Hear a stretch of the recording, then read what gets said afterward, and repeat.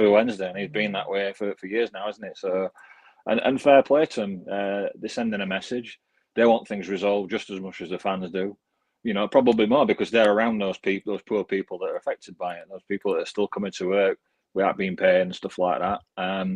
So and sometimes they'll be turning to him for answers, and he hasn't got any. But what he can do is say, "Well, look, I've got your back. I'm in your corner, and I'm going to tell it how it is." It's a fair play to him.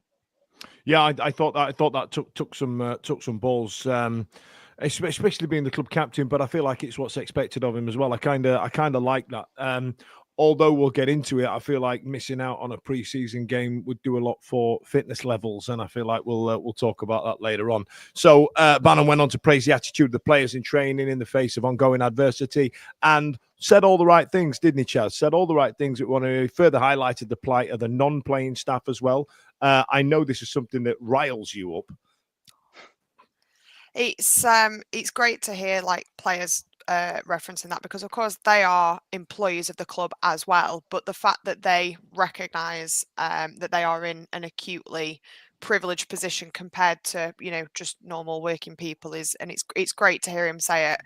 It also shows like that he's not I'd seen a couple of Twitter comments almost suggesting that he had some kind of loyalty to Transiri a little bit. A part of it started because apparently he bought his kid the new shirt. It's like he's paying his own wage by that logic. If that is true, if he actually paid for it, which I probably imagine he didn't. I mean, it's just kind of ridiculous. But it's he says a lot in what he's not saying, I guess, as well. The implications there that they know and they get it, but they're going to keep doing the job that they need to do in order to keep everything moving. And that was reassuring, because obviously as fans, we're all thinking, while they'd be well within their rights to say, we're not pushing forward, we're not doing this. We know that if we couldn't field a team for the first game of the season, like that was going to have dire consequences. So reassuring to know that they get it, but at the same time, they are still going to, see the job through. Absolutely, I agree. But I'm glad something's moved forward, and I'm glad it's sorting itself out for the foreseeable as it stands right now, because as you know with Sheffield Wednesday, you just never know. Now, Ash, you and I were in a betting syndicate a couple of years ago between four of us, and to say we didn't do very well, all we needed to do was just put 4 dead certs on. That's all we needed to do. And then our mate Dave decided he was going to start going on 11-1 shots to try and bump up the odds. Honestly, it was frustrating as F.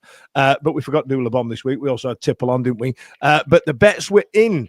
Sheffield Wednesday relegated. The club is 1-3 odds-on favourites for the drop. Ash, do you feel like that's going to be something that we need to keep an eye on? Only if you're a betting man, Dan. I think I popped. Yes. I did a little bit of a research a couple of days ago, and I popped a tweet out that all the popular Championship YouTubers and content creators had done their predictions for the season, and all of them had got us as 24th. So if you believe all them, and then the bookies don't often get it wrong, do they? But this is Sheffield Wednesday, and yes, we've not had a manager for God knows how many weeks. We've got a batshit crazy owner. We've not had a pre-season. We've got 14 first teamers, if you want to call them. So yeah, the odds are not looking good. But hey, we've been here before, and it's a tough ask, isn't it?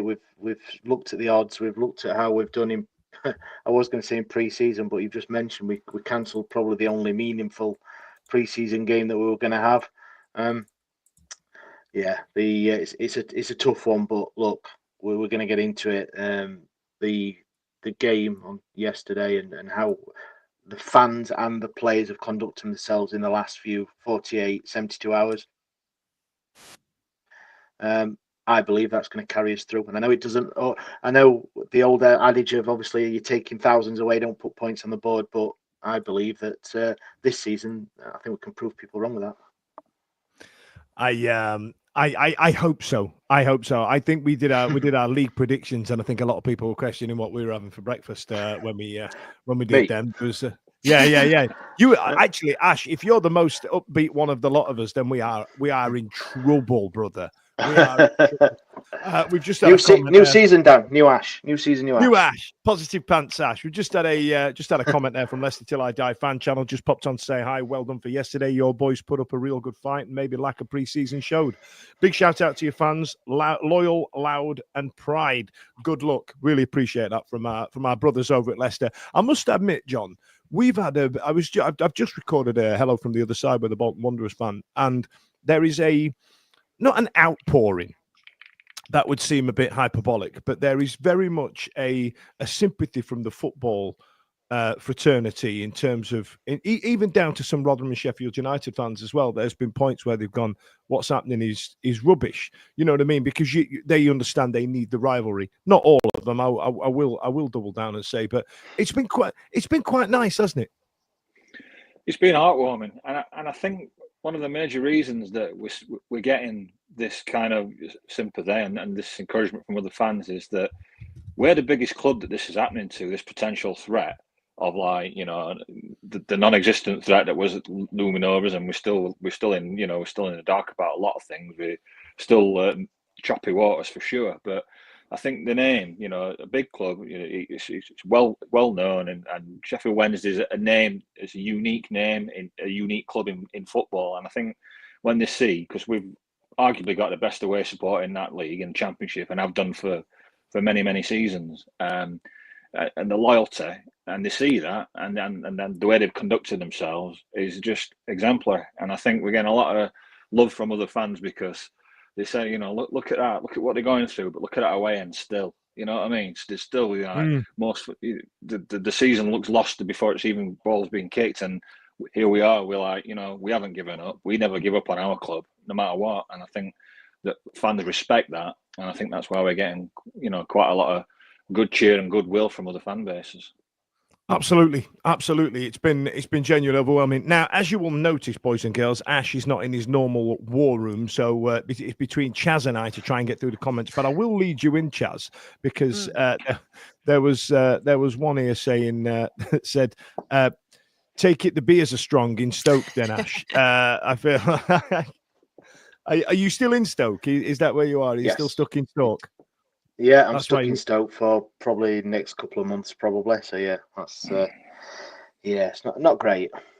That's why your internet's trash. Mate. Apologies. But I will come back to you in a bit, Chaz, when I've got some comments for you before I chuck you right on the spot, because I need to try and monitor these, because I know what you lot are like out there in the internet land. Now, Ash, BBC Breakfast ran a 7-minute feature on the situation at the club.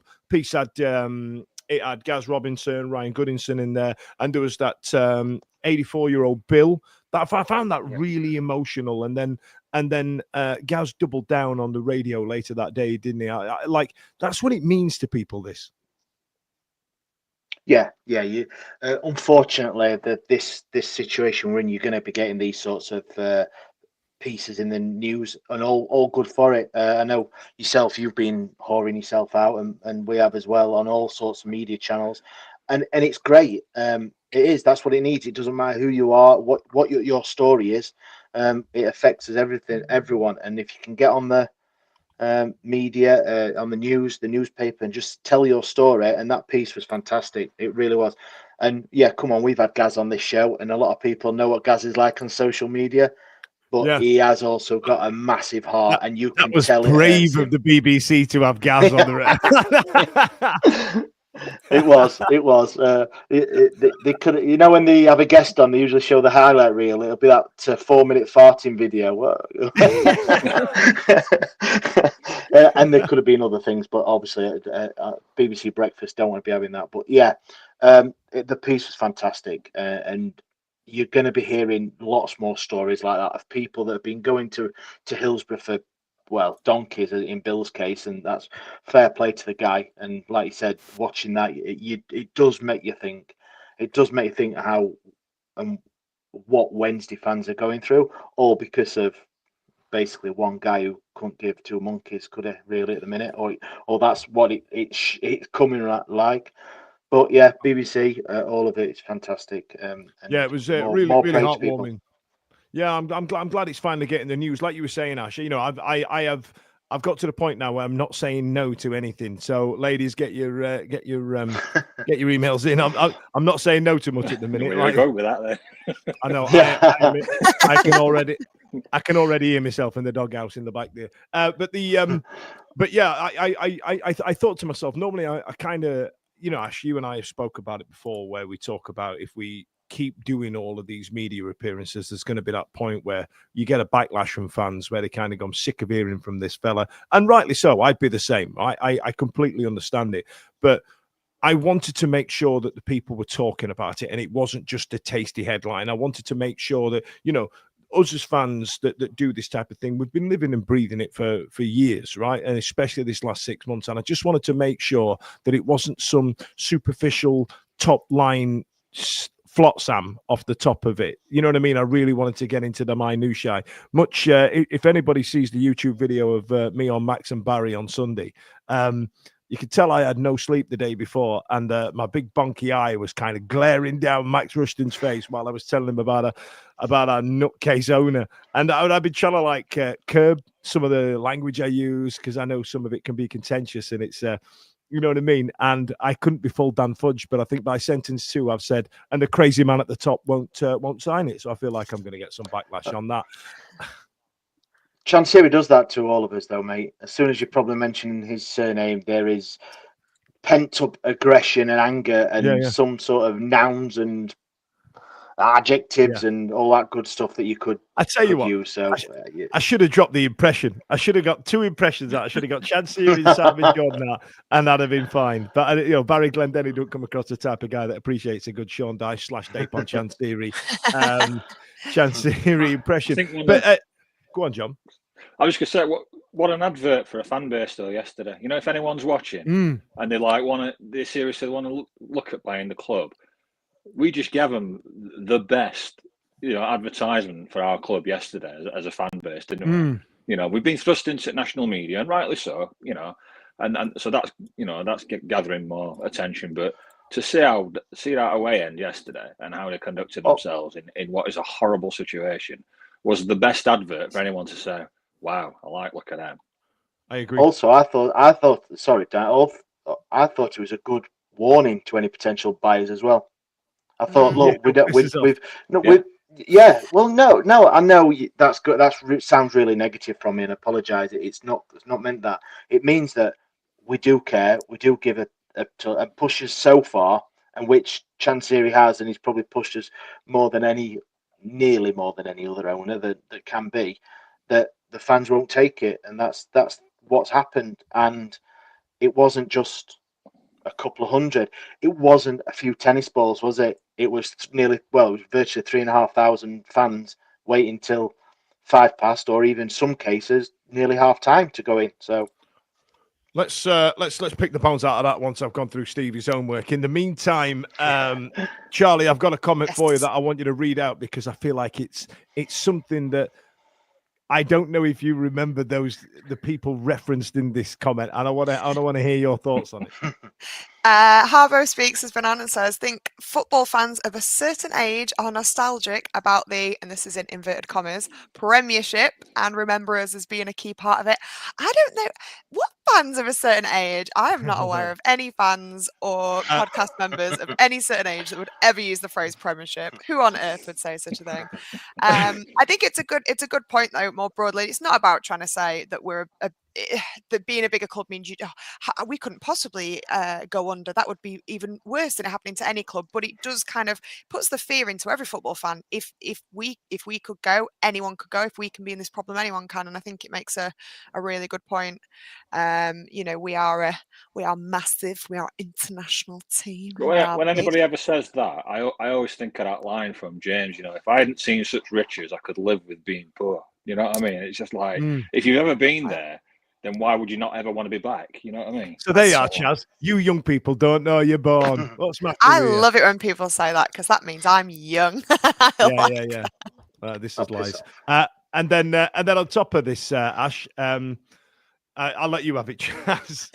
We've had quite a few comments regarding the alcohol available in Stoke. People clearly like optimistic Ash because they're recommending him have more beer. Lovely friend of the show, Beth, has said, Ash, get yourself to the Glebe. Is that pronounced? The Glebe? I hope it's not the glebe is a duck, glebe. Isn't it? It's some kind of feathered friend. So it might be the glebe. And then we had another one. Yeah, Robert Wasden said, at least you get to drink great beer from Titanic Brewery in that area, Ash. Almost rivals Abbeydale and Bradfield. Almost. Little just almost there. Almost. That is pretty high praise there.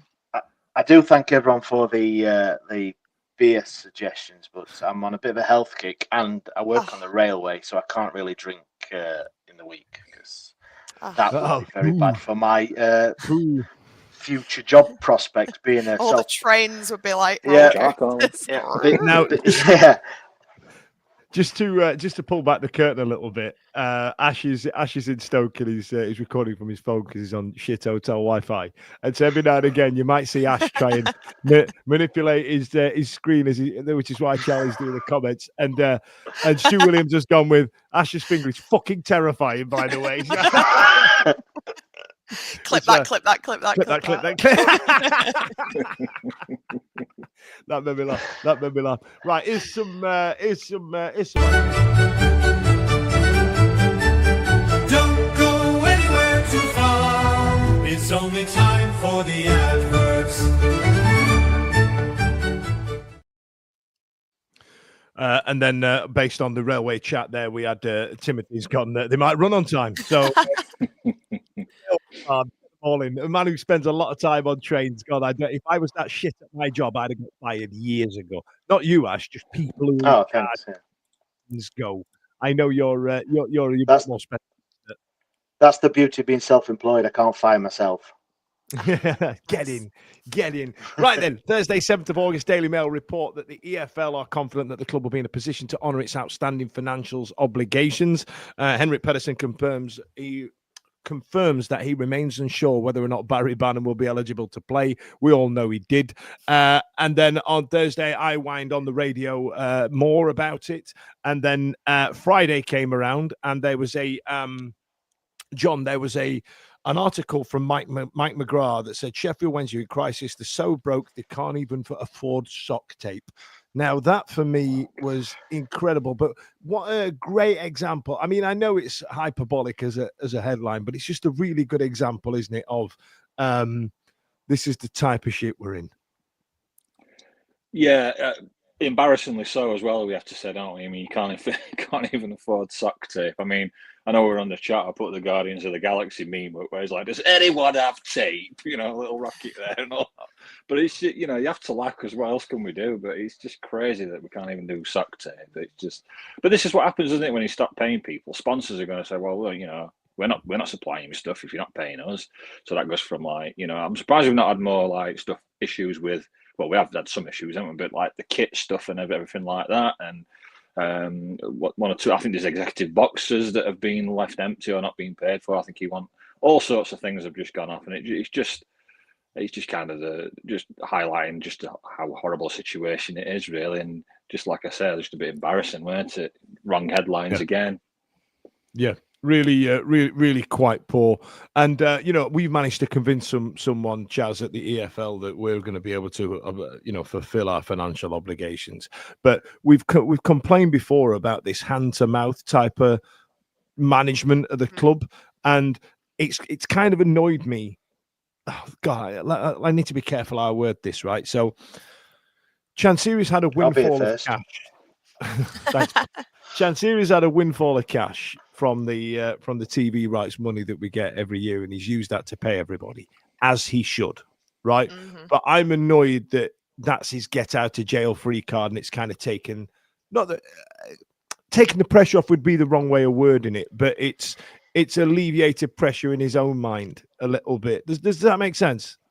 It reminds me of when I'm trying to train my dog to do something, and then my mum is trying to get him to do the same things, but she gives him the treat whether he does the trick or not. And that really undermines the entire point of what I'm doing. And it kind of feels a little bit like the EFL are like, listen, you're really making a mess here. You're not doing what you're supposed to be doing. We're getting really cross with you. Obviously, we'll still give you the money so you can keep trudging on that bit longer. And it just kind of feels, it's obviously we want people to get paid. And so it's a complicated thing, but my biggest worry is how every like little bit more that gets bled in is just that little bit longer that it's just clinging on. And the hand to mouth thing is completely right. And no one gets into a football club to make heaps and heaps and heaps of cash necessarily, but certainly you should at very least be able to turn something vaguely resembling a profit, or gosh, I don't know, let's aim low. Make enough to keep your costs going. I don't know what sock tape is, but I want it. If other clubs have got it, I want my players to have sock tape. I don't think that's too much to ask. Absolutely. I've bought £4,000 of the football shirts in the past few years. I think my players deserve sock tape. I will die on this hill. It's like when you're playing Monopoly and you're getting absolutely leathered, and you land on Mayfair and somebody's got like 3 hotels on it, you're like, I can't do this. How am I going to do this? And you're there, you're counting whatever you've got left and trying to sell your properties for like half the value and that, just to keep the game going, because you don't want to go out, but you realistically like, I don't think I can do this. This is chance here, but he's doing it with a club. You know what I mean? Yeah. But then you get that chance. You come second in that beauty test, and suddenly you've got a little bit more. And you think, maybe I don't need to concede. Maybe I can just, if I can just get go, and I can just get £200, I don't need to quit.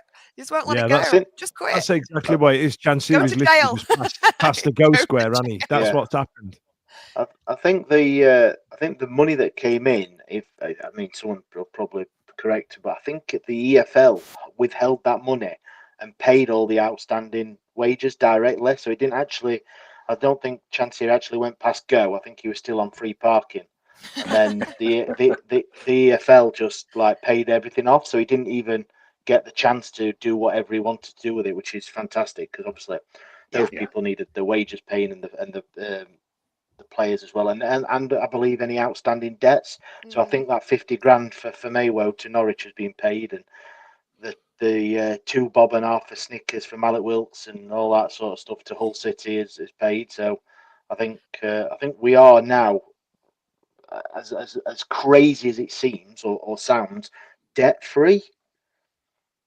Yeah, as in working debt free, not as in operating costs. Operating, I think so, to an extent. I think they're probably just going over his head a bit now. They've probably, whoever's sort of coming in now, have gone, right, sit there in the corner.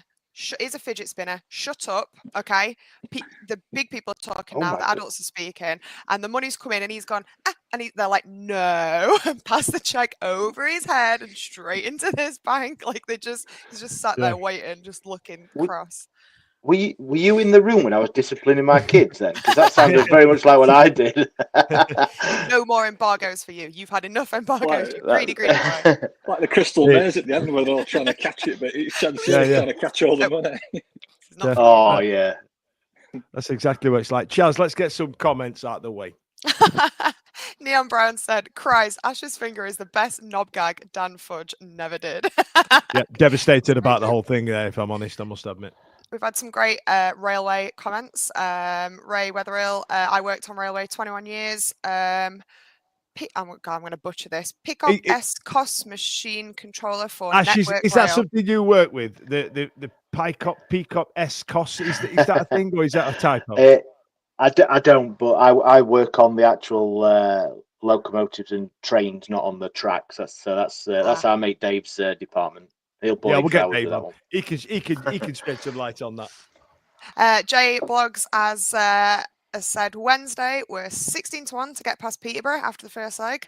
They are currently 16-1 to finish in the top 6. Ooh. Wow. Lots to think about there. Wow. So big fan of that. I'm convinced. I'm in. if you all want to donate £1, see our gambling officer Steve Spence, and we'll put that on, and then the drinks are on us if he comes in. Exactly that. And right then, so let's move on. So Chris Waddle, who doesn't do podcasts, was interviewed for Flash Go and described the situation at Sheffield Wednesday as horrendous. It is understood that direct lines of communication have been limited and attempts to reach him through previously open channels have become something of a dead end. Now, John, this one I found absolutely fascinating. Chris Powell was speaking to Mark Chapman for the Sports Agent podcast and went into a lot of detail about the fact that we don't have a director of football, we don't have a GM, we don't have a COO, we don't have anything like that. It's just manager, chairman, and then told a few decent stories, didn't he? Absolutely laid bare in front of chappers who we all know from Match of the Day 2, and he just laid it all out on the table, and you could see the look on chappers' face. He was like, "Really? Is this for real? There's no line between your manager and your owner. There's no director of football. There's no sporting director. And he's like, no, there's nothing. And we know that. I know we've known that for years, haven't we, as fans? But this is all coming out now, and these warts and all stories to the national media about just how just how badly run we've been as a club over these last few years. It's like he has to sign off on a player, and I mean, even that recent story about he wanted. I think it was the same thing, Pal, wasn't it? Did somebody come in for Smith, and then it was all set to sell him for Wrexham. Smith scores a goal and he wants more money because he scored a goal. Double. I'm like, he wanted double because he scored a goal. The man is absolutely insane. And we've also, and I tell you what came out of that as well, which was the interesting one. It was that story about Smith, or the player that another team came in for, and because he scored a goal, he doubled the price. Now, when we've been speaking a lot about takeovers and stuff like that, have you noticed the change in price drop down and then go up in terms of the numbers that people have been quoting? So it started out 120 million, then it went down to 60, then it went down to 40, then it was 30 million with 20 million if we get up into the playoffs, and then now it's back up to 100 because now we're playing football again. And, we're in the news and stuff like that. He's absolutely off his chain, in Chaz. I mean, he's so far away from the line. The line is a dot to him. When he got the little buzz on his phone when we were 1-0 ahead, he must have gone, "Oh, that's an extra 20 mil. I'll add that on. That's fine. Oh, look what a well-run club we are." It's the problem is you simultaneously don't know what to believe because there's so much misinformation coming out. But at the same time, you can actually easily believe that the misinformation is broadly all true because he's constantly telling different people different things. You can absolutely imagine that he has no real estimate of what anything is worth. I mean, you only have to look at the way he's treating the payment situation now. If you were to ask him what you thought the average person living in Sheffield's rent was, or bills came to, or how much it cost to run their car, he wouldn't even have a ballpark idea of that. Like, I don't think he has any, he's a spoiled rich kid, isn't he? Like, he has no concept of money. So if he's basing the whole sale of the club on like how much he might have spent or how much he feels he's put into it or how many goals we might have scored or like what people are worth based on, random things, I think it might have been, oh, forgive me if I'm getting it wrong, either Alex Miller or Joe Cram, one of their articles that had come out where it mentioned about like unique issues sort of coming through with people that are trying to have these sale conversations. And reading between the lines, it's like people must be reading things that he's putting out and going, sorry, where are you getting this from? Sorry, how are you evaluating this? What do you mean? Like, it must be outrageous. On the back of what you were saying, I was speaking to I was speaking to a local journalist, and I wanted to know that the stories about DC and in some kind of rooms and stuff like that. And based on what you were saying there is you genuinely have to speak to him like he's some kind of royalty, right? Yeah, there is genuinely lots of stories about you have to treat him in a certain way, and if you don't show him a certain amount of respect because he's the rich man in the room, he's absolutely done with you. Now, what kind of fucking child acts like that in this day and age? I tell you who does. The Fredo of the rich family, who's a fucking idiot. Now, apologies for turning the air blue, but that man has not earned any kudos in the business world. He's just a son of the father by chicory tip. He's just, you know what I mean? He's just the kid. He's the spoiled little brat who's had everything given to him in the world to an extent of wealth that most of us will never see in our life. And he thinks we have to speak to him in a certain way. Here's one for you. Grow up, you clown. Some massive is Thailand's equivalent to the Logan and Jake Paul, those brothers, but instead of going, just rich kids who don't know what to do with themselves, they're going to do like vlogs on YouTube.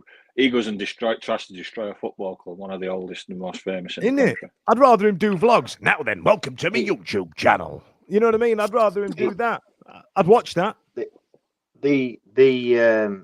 way he talks to people. Obviously, I'm part of the EP, and I've been on many hour meetings with him that have gone on till God knows what time. He's not easy to talk to. He calls people unprofessional, which is pretty much of a joke, if you ask me, with the way he's acting. He talks over you. He doesn't listen. Yes, there is the thing of English is not his first language. Of course, we know that.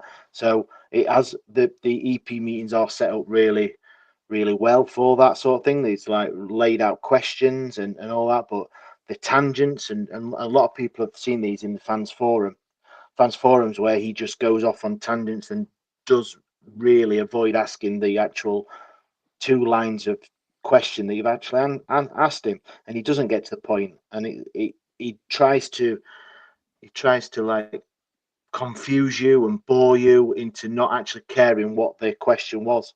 And I mean, right, listen, it's Ash, really best bad. example I can give you of that, right? Hey, listen, Channers, there's no hot water in the North Stand. Do you know what? Thanks for bringing it my attention. I'll write it down. I get a plumber in when funds allow. Cheers, Jeff. Next question. That's it. That's all we're after. But then on that front, Dan, that is probably not a question that he would answer or should answer. It should be the general manager, the stadium general manager. But it's not. It's not. It's very rare that that happens. It is. Alistair would probably start talking and say that, but he'll get overruled because we all know that what the situation is at Sheffield Wednesday. It's his way or the highway, and nowhere in between.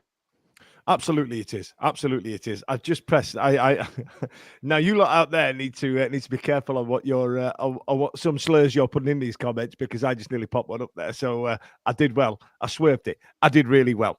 Right then, I tell you what. Let's put a pin in Chance here, because I'm absolutely done with him. But I will say, in the defence of Fredo with Slappy Gilmore, at first of Fredo, he did go to Vegas, work his arse off for no green. How you doing? Forget about it. If you've seen The Godfather, that's a hell of a reference. However, ladies and gentlemen, Championship football was back. Chaz, what were you thinking before the Leicester game? What was your prediction?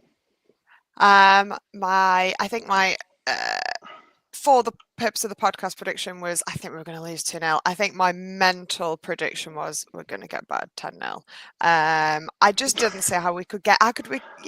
Did we have any players? I was counting on my fingers to try and make sure we were getting to 11. You know, that was there's just something about it where I was like, God, this could be absolutely dreadful. And you don't really want to say that. Like, you don't want to look insane and predict a win, but you also don't want to look too defeatist and predict 10-0. So just plumped in the middle and went for 2-0. I think Leicester sort of had that kind of, on paper, their squad exists, and that's a one-up on them to us. But, you know, certainly the depth that they have some, and we don't have any.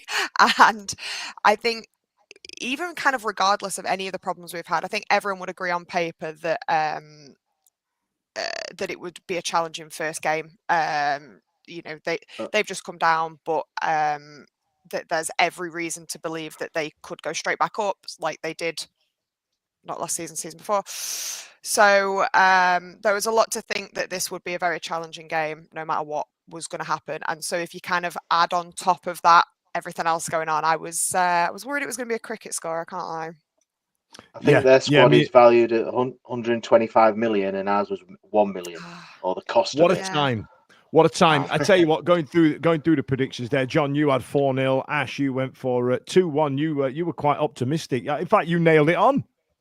Bosh. Winner, chicken dinner. I thought you'd lord that up a lot more, Ashley. You're the only one to get it right in our group there. Fair play. I am keeping my powder dry. Don't call me Stevie Spence, dear, as soon as He's all over it in here as soon as he gets a win.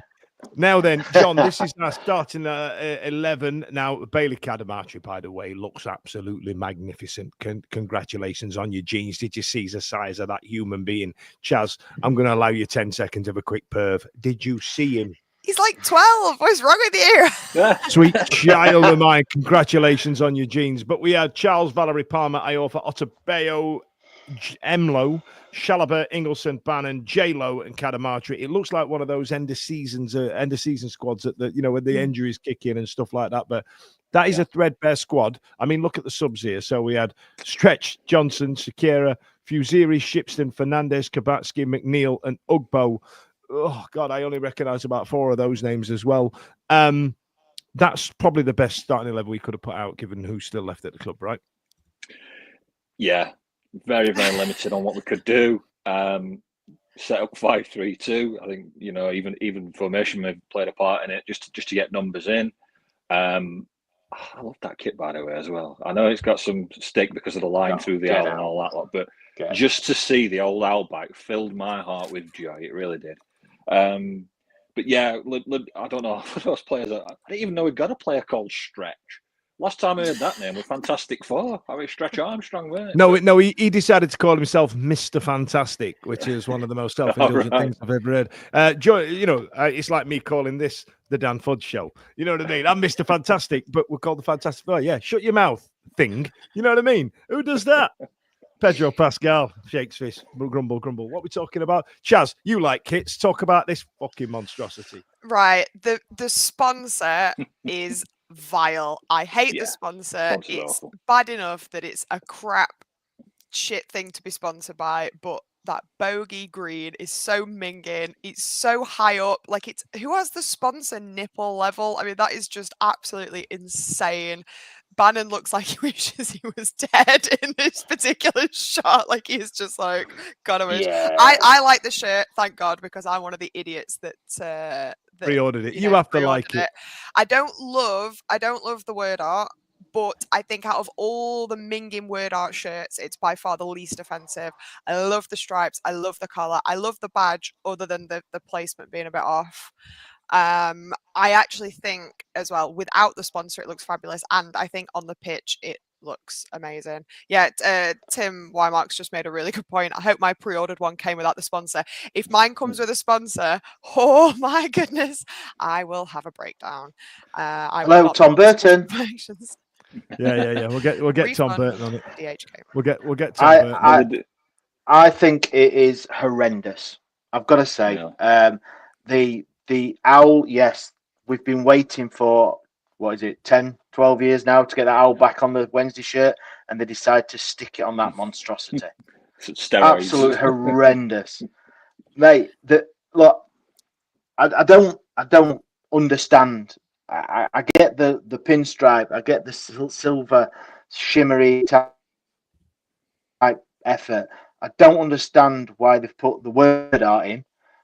I've got a theory that I think that it was a lastminute.com thing. I think in September, they took the money for the shirt at 70 quid, 65 quid, whatever it was.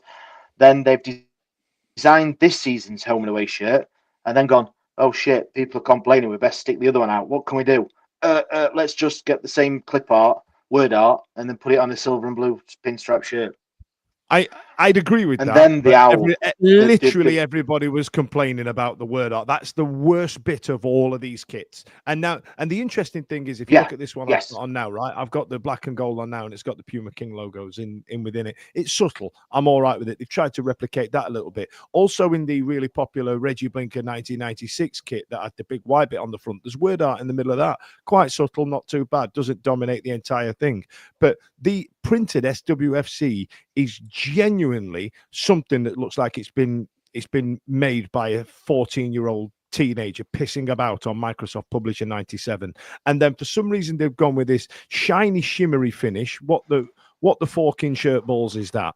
And then the positioning of the badges, that's kind of modern now. It's been like that for a few years, Chaz. I mean, look at the ones you've got. They're quite high up the chest now, right? That's kind of how it works. But this is a huge mess up. Fuck up. What gets me is if you look at some other shirts, home, away, and third, they've tailored the sponsor to match the shirt. So yes, Mr. Vegas's whole shtick is bright, glary, horrible green, but why not put it to a blue to match the shirt, or the purple to something to match? Why does it have to be green? It doesn't, does it? It can be anything. But and I get the thing with the owl with the line going through it. It just pisses me off. And I get the original purple and silver one had 2 pinstripes going through it, but that was uniform. It had 2 going through it. This one has got his head right up against one, like knocking that, and then one through his arse. What's all that about? And I'm getting so irate. I was Like so an owl positive. skewer. I'm getting irate over a bloody shirt that I'm not even going to wear or buy because it looked horrendous on Barry Bannon, who's fit as a fiddle. It'll be look like I've got bloody Ken Hom's walk down front of mine, wouldn't it? There's a hell of a reference there, Ashley. But look at Barry. He knows. Barry Bannon is. I did him professional dirty with footballer. that, didn't I? You did, I did him didn't you? dirty tweeting that not out. great, Sorry, is Barry, it? if you're listening. I Sure. do think a little bit. You're absolutely bang on with the sponsor thing, and we've had this before, haven't we? Like when we had what was the random sponsor we got towards the end of a season where what were it? Oh, yeah. Citarna, or whatever the hell it It was. was But an they A4 basically piece had of to put paper, the wasn't A4 it? piece of paper. It makes you think that the shirts had been done long before we'd actually maybe even sorted a proper sponsor. Then we've got the sponsor and we've gone crap, so we've had to just go whack on this ugly sponsor, and it just makes no sense on the shirts whatsoever. Like they've not even made any attempt to blend it in or design around it in any, because the only one it looks good on actually is Pierce Charles has got a very gorgeous actually orangey goalkeeper kit, and the orange and the lime green don't look that bad. It's still minging like sponsor, but it really doesn't look as bad, and it makes you think, yeah, well, of course it doesn't. It's a bright shirt, it's a bright sponsor. But it just showed that they didn't do the retro shirt because Pierce Charles' goalkeeper shirt has got the normal badge on. So they only did. Yes, they only did. Never picked the up retro on that. out on the yeah. It's horrendous. Yeah. Apologies. If you watch a Chad series, probably at Chad series or whatever the youngest teenage one is in the Chad series family, on your 1995 Acorn computer on Microsoft Publisher, it looks shit. It's done a shit job. But I believe that you've seen a lot of kits released, and they've normally got the high-waisted trousers and the fancy backdrops, and you forget that the football kits after a while because people wear them now out and about, especially the foreign teams and stuff like that. We've had to rely on on a mannequin for the away kit because people didn't want to. I said we'll do it. We'll launch it. Send it to us. But then having seen Barry Bannon in that silver kit, boof, I'm glad we didn't. Let's talk about football, shall we? Let's talk about the football. Right. So that was our best 11. Protest started. We had the protest, didn't we? Ash, do you want to talk about the protest? So we had let me get this right. Off-field matters. Let me get this up. Stevie's sent me 7 pages of bloody. I'm happy he does it. Don't get me wrong. It's nice to have too much information, but we played. You know what I mean? Anyway. Would you like me to paraphrase or just go on? Yeah, on page 4 it says Sunday 10th of August. Give me the headlines out of that. Yeah. I'm having a minute. So they've I think it's been in the planning for a couple of weeks that the Sheffield Wednesday Trust have requested that anyone going to the Leicester City game would take their seat 5 minutes after the kickoff. They were going to unveil a big banner, and that was in the away end, and then obviously asking people to, and the people who couldn't go in later to hold a yellow flyer up, one of the flyers that they brought out before. So there was I believe there's a couple of thousand outside at 4:30, and then 1,000 on the concourse. That it was really well received by everyone there. I think the Leicester did play their part a little bit, somewhat, by letting them do all this, and then obviously 4:35 people got to the seats on the concourse, and I think for me one of the biggest things was that the Leicester fans clapped. Yes, that was they gave the Wednesday fans a massive round of applause, and I think that just showed what we were speaking about earlier about the wider football family. Just taking a little bit of Sheffield Wednesday into them, and going with the fans. So it was great to see. I came back late from holiday, so I watched it on Sky. And if you were a Sky watcher, then it came across very well on the media. So, and Sky did quite a lot before the game as well with it. So Yeah, it really did. It was good to see. It really did. I just to give you a bit of background. We had a light aircraft with from the trust that was organised. You know, it had Chancery outwritten on that. They locked you couldn't get into the concourse until the concourse had cleared. I was having a tear up with somebody online about it, and then I stopped and went, "We're kind of saying the same thing here." I know. I know. I'll dig it out for you. It's a hell of a back and forth. But and then the trust communicated it to Leicester City. They let us do it. But it came across well on the telly, didn't it, John? It really did. Noted by commentators, and obviously, I think even some Leicester fans rolled in a Chancery banner up as well, saying, you know, get out and all that. So fair play, Leicester. Thanks for that. And solidarity is much appreciated in these times when we go what we're going through. So it did come across really well, and I think some stayed beyond the 5 minutes, Ash, as well, because I think there were some outside that were celebrating the first goal because they've still not gone back into the stadium to take the seat. So and like you said, there were the provisions for those that couldn't do that. They did hold up the banners and stuff like that. So it was very almost regimented, and they pulled it off to a T. I thought they truly did us proud, to be honest. I thought it came across magnificently well.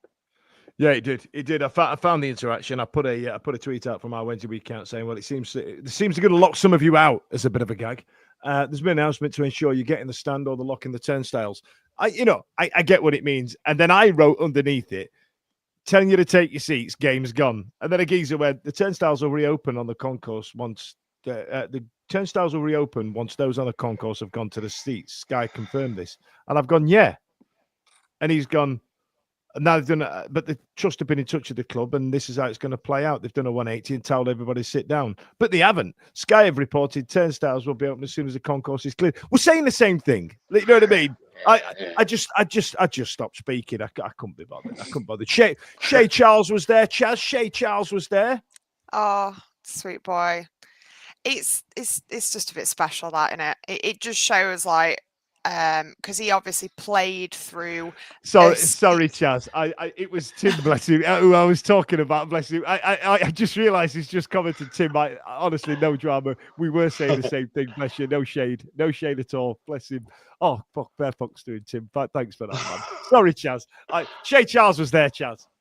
Yeah, and just, you know, he obviously was with us through a season of worm turning, as it were, so I think he gets it as well as most do, and obviously I know he's there to support his brother, but presumably doesn't always go to his brother's games, so I think there was something like particularly special about that. And so many people who have left the club either on purpose or otherwise have often said the same thing and spoke about, you know, despite everything, it's obviously had a big impression on them, particularly like for younger players. Yeah.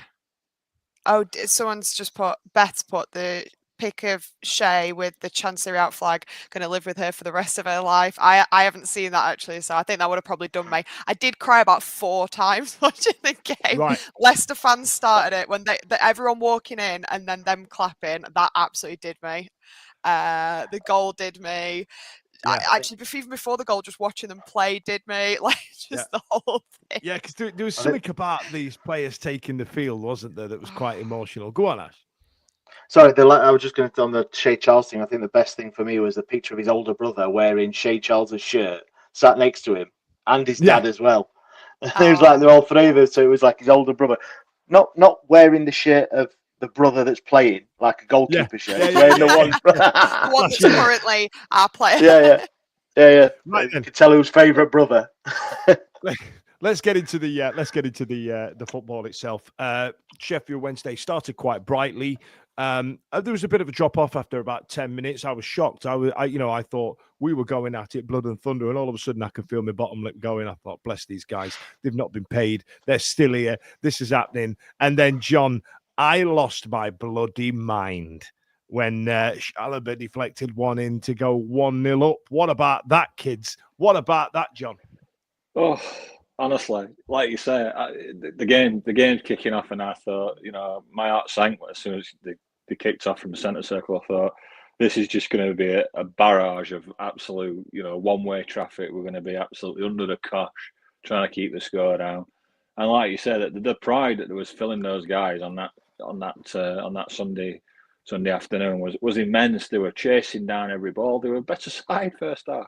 They were chasing down Leicester players. They were winning the ball back. Chalobah were instrumental in a lot of it. Like you said, not just the goal, he was putting himself about.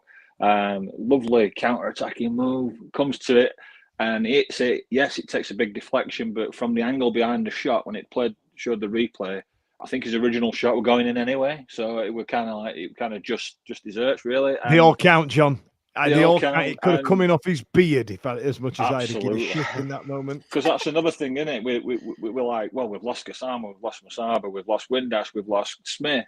Where's the goals coming from now? You know, and to see that go in was just incredible. And the noise from the away end as well took 3,000. Sounded like there were 10,000 over there. It was incredible, and just so heartwarming and lifting. And you know, it's like you got this guy trying to ruin us, and there's all these guys in the way, and they say, you know, it's like the line from Independence Day. We're not just going to go quietly into the night. You know what I mean? We're going to stand here and we're going to sing his hearts out. And then they gave him something to absolutely bounce and limbs and everything. It was amazing. It really was.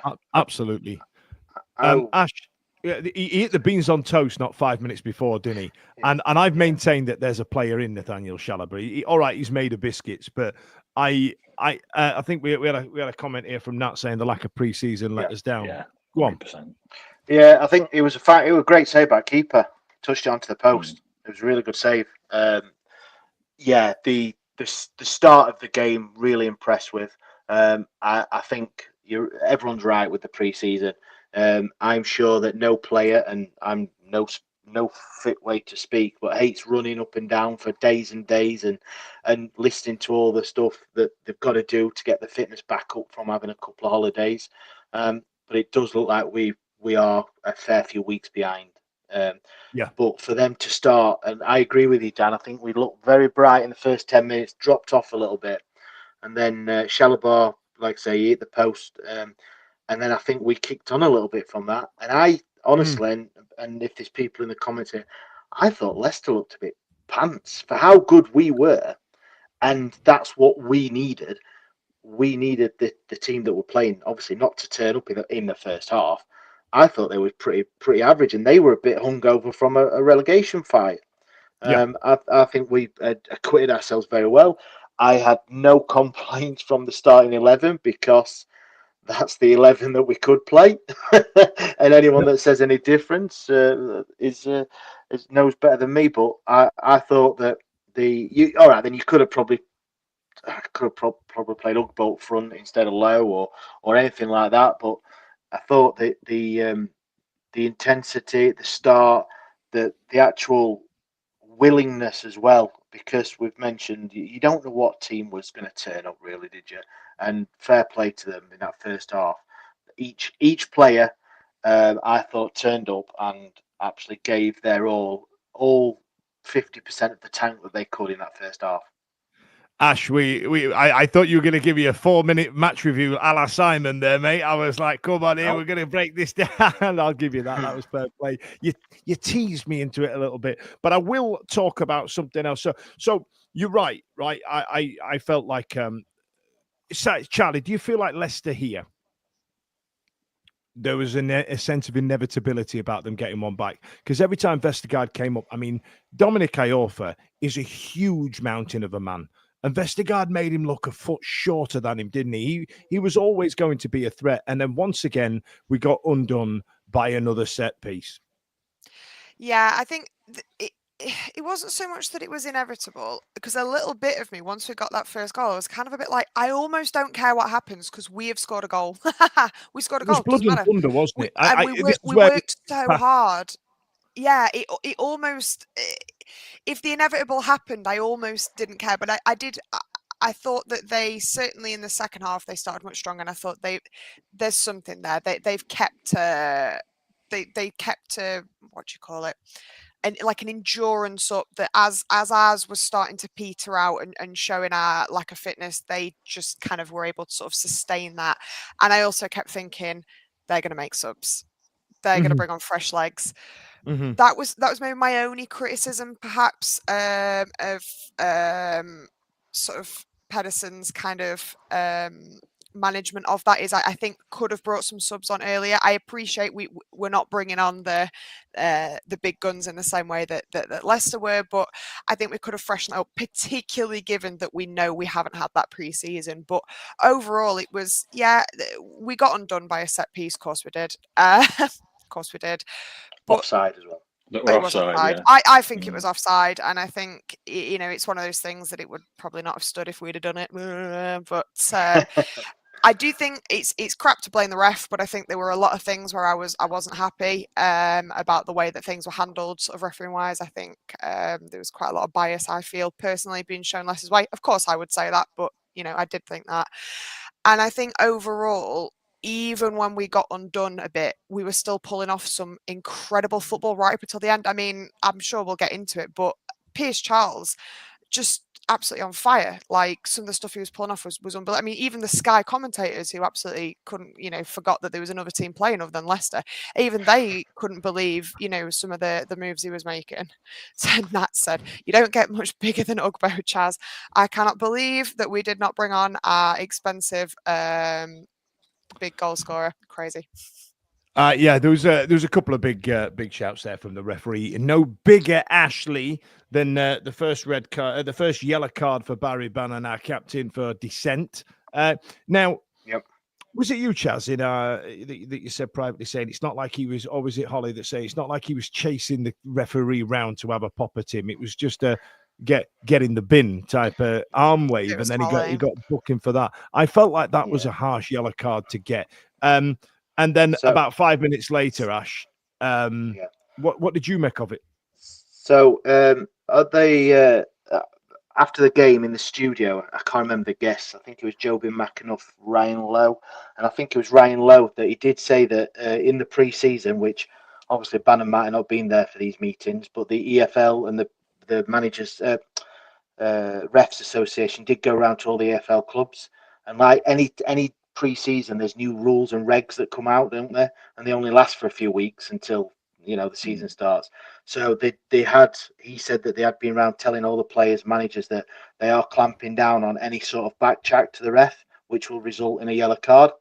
So unfortunately, that'll be one of them things where it's a focus for 3 weeks. Yes, of course, like we've had with the time wasting and the throw-ins and all sorts of stuff. So that is it. That's why he got a yellow card, because he backchat, and he said it doesn't. Well, he didn't say, but I understand that it doesn't matter what you're saying. He could have just said, "Oh, come on, ref, well, that weren't a foul," or whatever. But it's just a yellow card.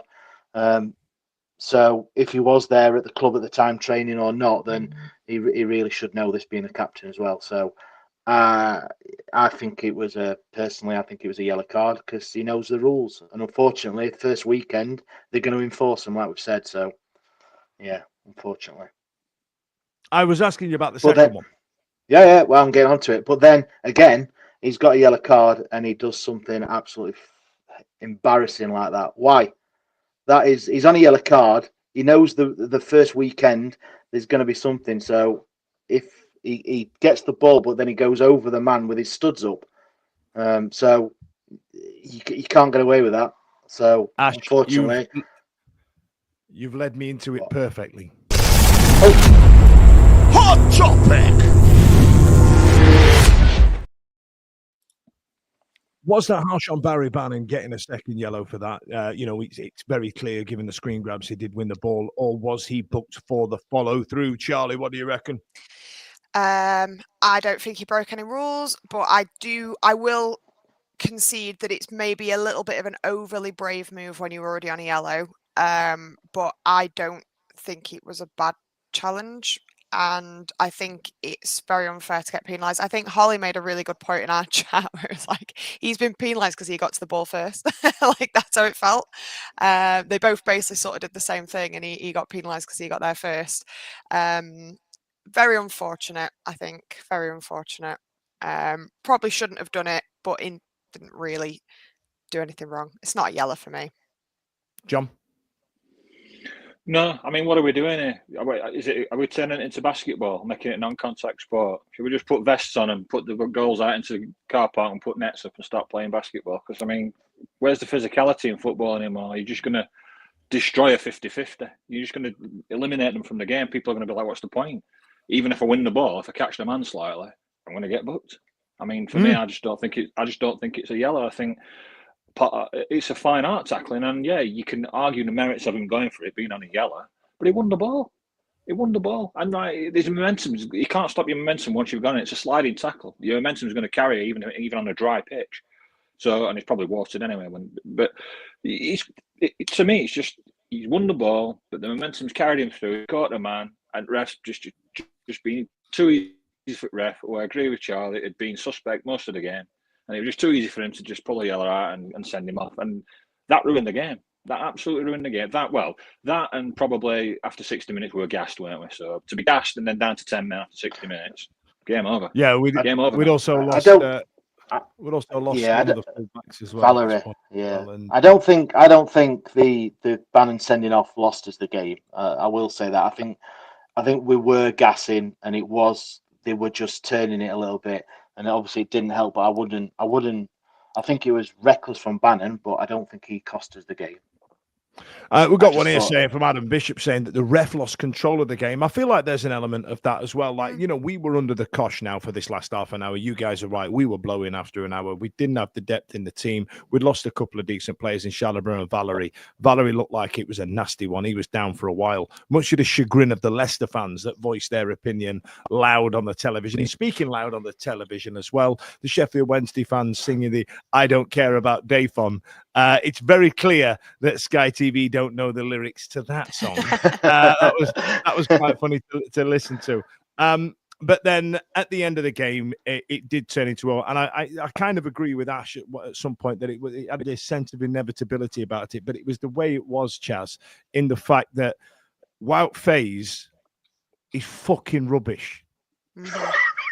His celebration was so embarrassing. Like, I know he was celebrating to like his own fans, but it was that like he almost did a bit of a Windass-esque, like I think he did like the kind of like how could you ever doubt us? It's like, to be fair, they spent the first 45 or so minutes watching you lose to a team that almost doesn't exist. Like the fact that you're giving that. Spent the last season. What? Are you kidding me? It took you that long. Just spent the last season watching him shit the bed with his Titus Bramble level of defending that he's got. Unbelievable. And then he sat there giving it the beans on toast to his own fans. I'd have been like, bin lad, get in the bin. Against our little baby Pierce Charles. Absolute well done. He's 11. Like me. Like, are they unhappy with him? Made him cry, have you? Is there an element that they're unhappy with him, Ash? Yeah. They think the Leicester fans aren't happy with him. How he performed last season. He was he's on quite a bit of money, and he's just not. I think he wants to get out as well. So he didn't play. Well, he didn't start, did he? But he came on for the other centre half who Kadamatri battered, didn't he, in the first half? Yeah.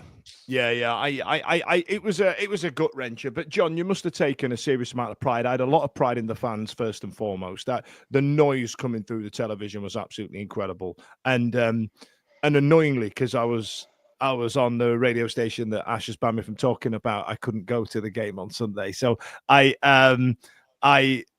picked one showbiz in front of that, and I sat there thinking, I should have gone to that thing. It's like when Oasis tickets went up for sale and I didn't bother. And I'm sat there now going, should have gone to that. Should have had a pop at that. I mean, that, big proud of the fans, proud of the team. I mean, have you come away from that game, John, thinking 2 points dropped, or I'm still really proud? It's better than what I expected. 100%. If I do cut out, guys, I'm having a bit of internet problems, but I'll start anyway. And 100%. Really, filled me with lots of pride, lots of hope as well. And I know it's a long season, another 45 league games to go and push your cups and all that sort of stuff. But I did not expect that whatsoever. I expected like a attack versus defence training session. That was my expectations for that game. I thought it was going to be a horrible watch. And to see the fight and the pride and the desire to show everybody that we, under difficult circumstances, we're still going to give it us all, and we're going to make them fans proud. And boy, did they do that! It was tremendous. I think I think as legs had gone by 60 minutes, there were a lot of players down with cramp and stuff, and that's a consequence of the turmoil we've had and not having a proper pre-season. But yeah, I think Pedersen can be absolutely proud of that performance. And one or two sliding doors moments, the offside goal. We've talked about the sending off. Who knows what it might have got? But the thing is, they're bringing Harry Winks on at half time to change the game. What can we do? We're bringing kids on, aren't we? Do you know what I mean? So we brought on Sean Fusiri, mate. Sean Fusiri, I actually quite liked. I thought he was all right. But we had a comment here from Jay Blow. Chalobah and Valerie injuries killed us. Palmer had to switch sides. Kabatsky isn't a left wing back. There was a point, Chaz, during the game where we were going to make a double substitution when Kabatsky came on, and we stood up McNeil and then sat him back down again. Did you see this? And then there was a bit where Pedersen had to speak to Charlie McNeil at the end, where who again is in glorious shape. He's had him in the gym. They've been in the gym this summer. Look at this. That is a child. That is a weird picture overall. Can I just say, there's a lot happening in that picture. Cadamartre's doing that. For some reason, Pedersen looks like he's about to kill him. I don't know why. Yeah. That's just a very weird picture. He looked quite. He looked quite miffed, didn't he, to kind of get stood down, which I suppose you would be. You finally might actually get to make a bit of an impact in a team, and you think, screw it, it's as much my chance as anyone's. And then it was like, never mind. I don't know. But that's kind of nice. It seems like he, wants to play. We've not yet seen enough, I guess, of Pedersen's decision making to call it. And as far as I'm concerned, he can do no wrong to a certain extent. Like any of them, the players, the manager, it's like they all get absolute free passes for me until we get sold, and then the minute we get sold, that'll be game over. But up until that point, they're all angels and can do no wrong as far as I'm concerned. Tell you what, Chaz, that little point and sneer there, that absolutely put the shits up me. I can't. I don't like that. Go on, Ash, wrap it up. It was, I agree with Charlie. I think it's very harsh to judge any of the players really on that performance, because I thought, starting with the team, fantastic. Yes, I put down only a 2-1 loss because that's what I thought. I didn't think it'd be a hammering like Holly had put 6-1, I think she put. But I was very, very, very, very impressed and proud of the guys. And it's not very often you're going to say that on a 2-1 loss, are you? But I was. I think they acquitted themselves under very, very difficult circumstances. I think they did very well. And I think, and I'm going to say this, I think that was a lot down to the fans. I think absolutely. The fans, the old adage of 12th man or whatever it was very much evident yesterday. And I know it doesn't mean much coming from me, but I want to put a big thank out to 3,500 Wednesday fans that went, because I think that was fantastic. Because for all the shit that the players have had and the staff on and off the pitch, you guys have gone through it as well, haven't you? So I think to still turn up 3,500, and a lot of you missed the first half, and the goal being outside is fantastic. So I think from that, I am slightly more happier with things on the pitch. Still getting peed off with stuff off the pitch, but we'll get there hopefully eventually. But I think the start of the season, there is lots and lots to be happy about in that performance. Absolutely, there is. Now, so Sheffield Wednesday came out 2-1 losers from a late goal by terrible Titus Bramble level defender Wout Faes. And we dug deep, and it was a hell of a blood and guts performance with a couple of injuries. So stay tuned for that. Coming up on Wednesday, we've got Bolton Wanderers in the League Cup away at the Checks Notes Tough Sheet Stadium. Did really well. It's called the Tough Sheet Stadium. It sounds like something that Sillet Bang. Well, hang on. What was Paolo One Sheet? What was One Sheet does plenty. One Sheet does plenty. Bounty. There you are. Sounds, yeah, that's their metal development. You know what I mean? Company arm of the company. We could do it in playing up front, couldn't we? One Sheet. They are. John, I got in there before you. So coming up on Wednesday, don't forget, tomorrow morning we will be releasing the Hello from the Other Side. I caught up with Ryan from the Trotters Chatter, which is a very difficult thing to say. Also in the news, there was some noise around John Texter getting himself a financier, getting himself somebody who knows the money in the business, called Keith Harris, not that one. in order to try and purchase Sheffield Wednesday. I'm reticent to talk about it because I don't want to keep giving it airtime because I feel like it's easy things to say, and I like that it's being carried out not in the public like it was with Adam Shaw, and so that's rumbling on the background. We've had some solid headlines around it, and it looks like Chansiri is up for selling. Let's hope he doesn't over promote the club. In the interim, does anybody have any other business? The only thing we've got a couple of things that our gambling officers put in. So we are doing an FPL this season. So look out for our socials. The code will be going out probably later tonight or tomorrow.